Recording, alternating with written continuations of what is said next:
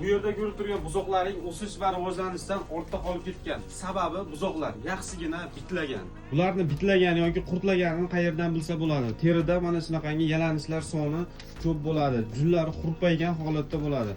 Mana shu belgilarga qarab turib, biti bor yoki yo'qligini bilsa bo'ladi. Oziqadan hosil bo'lgan kaloriyaning ko'p qismi shunaqangi parazitlar, qurtlar tomonidan yeb bitiriladi. Shuning uchun bularga qarshi profilaktik ishlarni olib borish kerak. Boshqa bitlarga qarshi ivermektin preparatlarida qo'llaniladi. Tirik vazni 50 kiloga 1 grammdan hisoblab teri ostiga yuboriladi. Qo'shimchasiga immunoparazitan preparatidan ham foydalaniladi. Tarkibi modifikatsiyalangan lipoproteinlar va polisaxaridlar kompleksidan iborat. Shunaqangi mollarga, otlarga, qo'ylarga profilaktika va davolash maqsadida qo'llaniladi. Mana bugun 2-kun axlati bilan ichkaridagi qurtlar chiqishni boshlabdi. Videoni shunaqangi mol boqadigan tanishlarga yuborib qo'yamiz.